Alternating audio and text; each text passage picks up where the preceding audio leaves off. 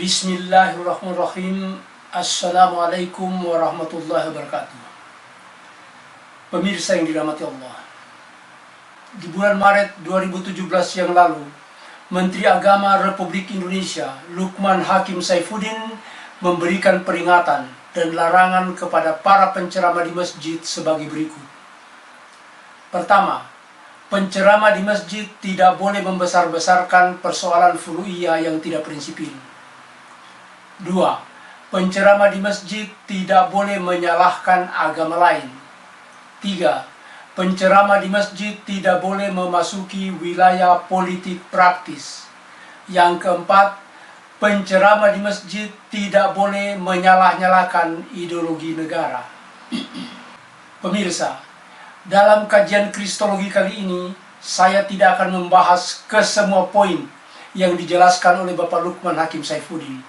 Tetapi, sebagai seorang yang menekuni kajian Kristologi, saya hanya akan membahas poin kedua, yakni penceramah di masjid tidak boleh menyalahkan agama lain. Jadi, tidak perlu menyalah-nyalahkan agama lain untuk mengatakan kita yang paling benar. Demikian pernyataan Menteri Agama. Pak Menteri, para penceramah di masjid menurut saya harus menjelaskan kesalahan atau penyimpangan yang telah dilakukan oleh suatu agama seperti Kristen. Mengapa? Karena para dai dan penceramah ini adalah mujahid, pahlawan yang tanpa kenal lelah berjuang dengan penuh cinta dan kasih sayang menyelamatkan umat Kristiani yang tersesat. Ini adalah wujud perhatian dan kasih sayang para dai dan penceramah kepada mereka.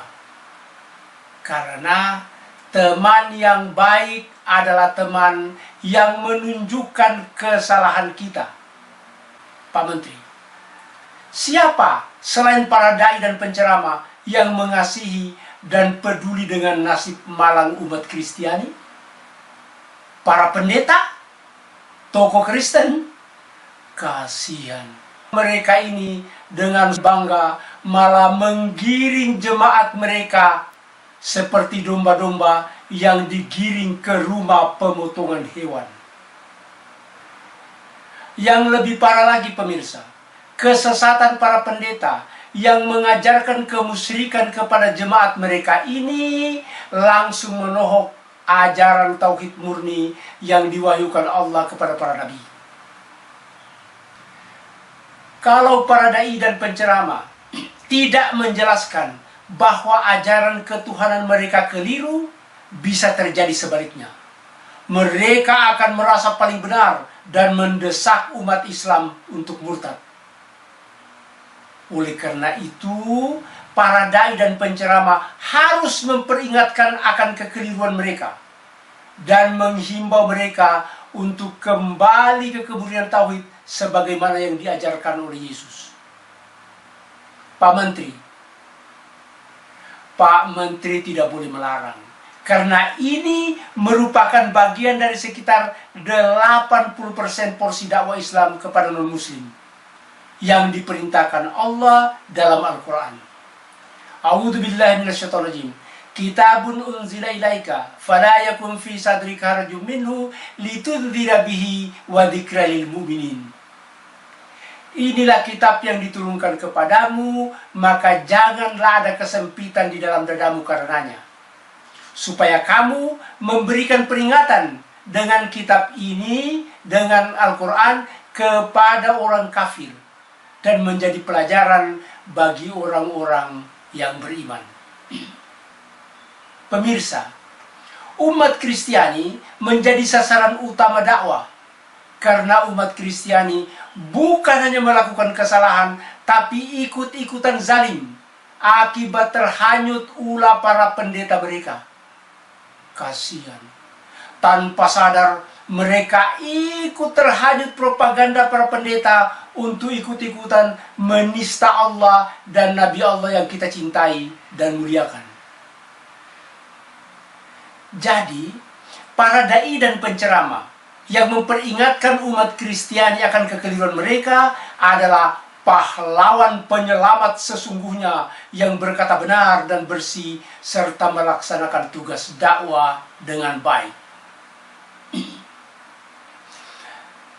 Kalau Pak Menteri mencintai umat Kristiani, seharusnya Bapak menghargai perjuangan para dai dan penceramah, bukan malah melarang mereka untuk berdakwah, Pak. Sebagai seorang tokoh, seharusnya Pak Menteri menasehati dan menghimbau para pendeta dan tokoh Kristen untuk berhenti menyesatkan umat dengan menyuntikkan ajaran kemusyrikan dalam nama Yesus. Kasihan jemaat Kristiani, mereka terjerumus ke dalam kesesatan alias salah kaprah. Apakah mereka sadar dan merasa bersalah? Tidak, pemirsa, tidak. Mereka malah bangga dan menyangka diri paling benar. Mereka merasa telah menjalankan tugas mulia sebagai seorang Kristen yang baik dan taat sesuai amanat agung Yesus dalam Matius pasal 28 ayat 19 untuk mengkristenkan dunia. Jadikan semua bangsa muridku dan baptis mereka dalam nama Bapa dan Anak dan Roh Kudus. Insan Moko Ginta tidak membaca ayat yang lain. Pengajaran Yesus di Matius 28 mulai ayat 19, 20 sampai 21 dikatakan, pergilah dan jadikanlah bangsa, semua bangsa muridku, dan baptislah dalam nama Bapa, Anak, dan Roh Kudus. Ayat ini tidak dibaca oleh Insan Moko Ginta. Jadi dia menipu orang Islam, banyak ditipu oleh dia. Padahal mereka tidak sadar atau pura-pura tidak tahu bahwa perintah ini adalah perintah palsu. Yesus tidak pernah memerintahkan seperti ini. Di sini dakwah memainkan peranan penting untuk menyelamatkan manusia yang sesat. Maka kalau para dai dan penceramah diam, kalau menteri agama diam, kalau saya diam, maka bersiap-siaplah kita menghadapi murka Allah. Lebih parah lagi, kalau Bapak melarang para dai dan penceramah menyampaikan kebenaran. Ini parah, karena diamnya orang benar adalah pembenaran terhadap kebatilan. Pak Menteri, tidak ada titik netral antara ajaran ketuhanan dalam Islam dan Kristen. Yesus adalah Tuhan dan Yesus bukan Tuhan, tidak ada jalan tengahnya. Kalau Yesus adalah Tuhan benar, maka Yesus bukan Tuhan pasti salah. Sebaliknya, kalau Yesus bukan Tuhan benar, maka Yesus adalah Tuhan pasti salah. Dan bukti-bukti yang terang benderang memperlihatkan bahwa Yesus ternyata bukan Tuhan penguasa dan pencipta alam semesta. Ini harus dijelaskan, Pak. Mengapa para dai dan penceramah harus menyampaikan kebenaran ini kepada umat? Karena ini adalah perintah Allah yang diamanatkan kepada Rasulullah dan diteruskan oleh para dai dan penceramah.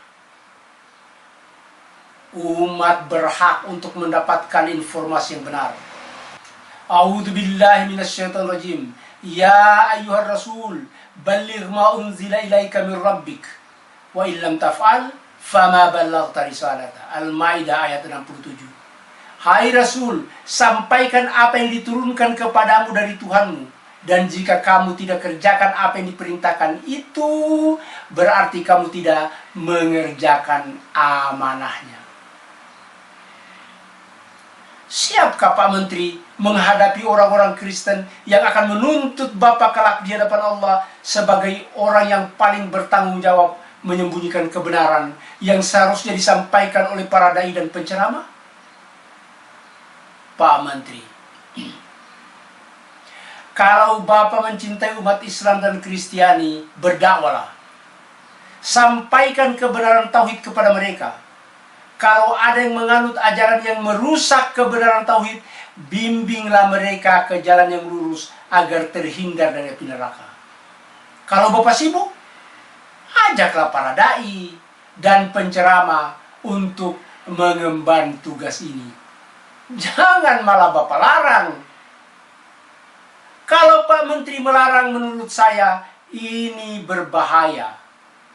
Kalau para dai dan penceramah tidak boleh mengatakan bahwa ajaran ketuhanan dalam Islam adalah benar dan ajaran ketuhanan dalam Kristen keliru, bisa jadi orang mengira bahwa Pak Menteri mengakui bahwa ajaran ketuhanan dalam Islam dan Kristen dua-duanya benar. Kalau andai kata demikian, mengapa Pak Menteri tidak menawarkan alternatif kepada para dai dan penceramah serta umat Islam untuk bebas memilih? Mau apa? Tetap beriman kepada Allah atau murtad dengan menerima Nabi Isa atau Yesus sebagai Tuhan selain Allah? Silakan, tinggal cari mana yang gampang.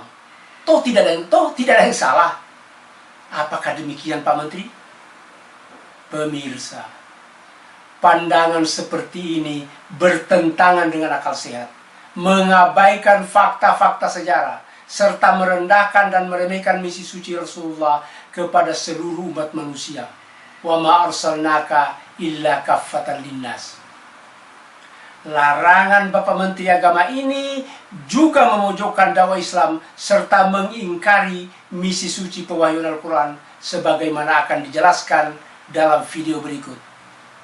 Sekian, billahi taufiq wal hidayah. Wassalamualaikum warahmatullahi wabarakatuh.